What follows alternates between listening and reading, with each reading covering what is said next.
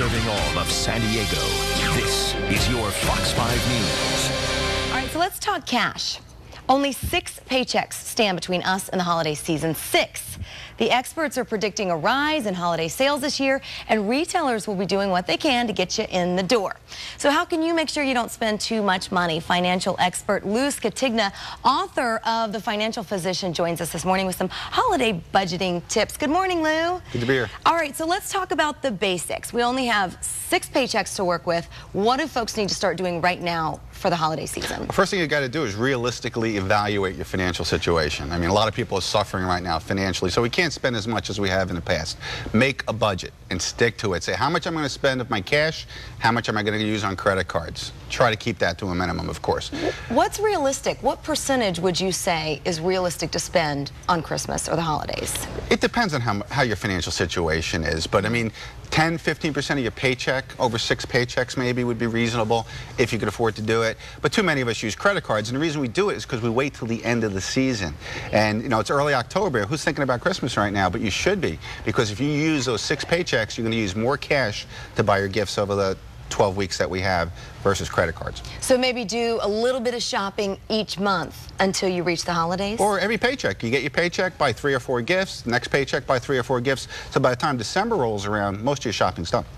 So I remember I don't know if Fox 5 does this, but at my old station in Alabama, they did a planning program where they take a certain percentage of each paycheck. It was, I don't know, $50 a month or something like that, but it really added up. Do you recommend people take advantage of that and sort of save all year long a little bit of money?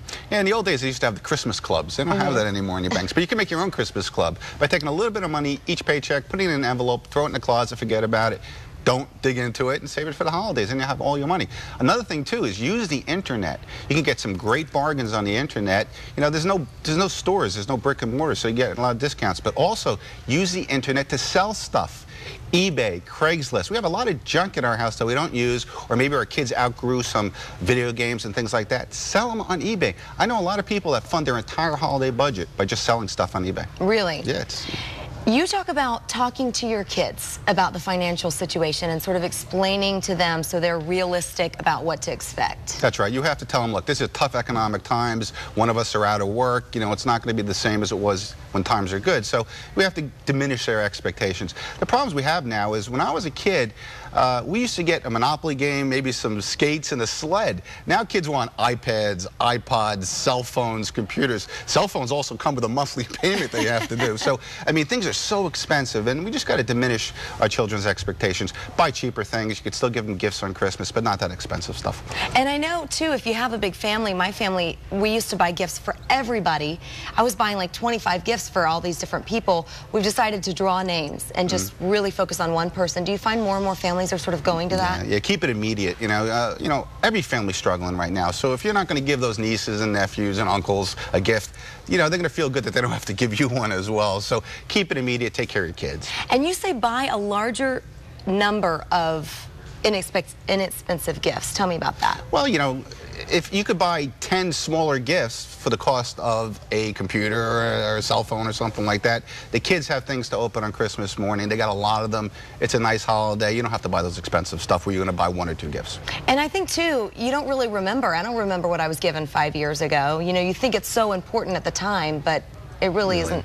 And use tough economic times to renew holiday traditions and teach our children what the holidays are all about. So what else is in your book? Tell me a little bit more about the actual book itself. Well, it's all about living responsibly in the difficult times that we're living in. The last 30 years in America have been the most prosperous years any humans have ever experienced, but it was an illusion. It was built on debt and spending, and now we're all paying the price for that. So we have to become responsible. The book goes over the 20 most common financial ailments, to use a medical analogy, and we talk about the vital signs, the symptoms, and how to cure those ailments. What is one of the main ailments? One of the main ailments is feelings of material entitlement. We all feel that as Americans we deserve to live rich, and we've made big mistakes by buying big homes, new cars every 3 years. Most Americans have a total too much debt, and we have to start living responsibly like our grandparents used to live.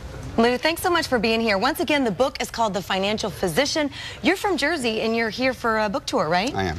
He actually lives not far from Snooki, so that's exciting. Yeah, they call me Lukey.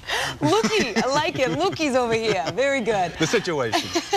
All right, we have more information on Lou and his book on our website, fox5sandiego.com. Right. Raul's loving it over there. You just went up a notch in Raul's book. He's the financial situation.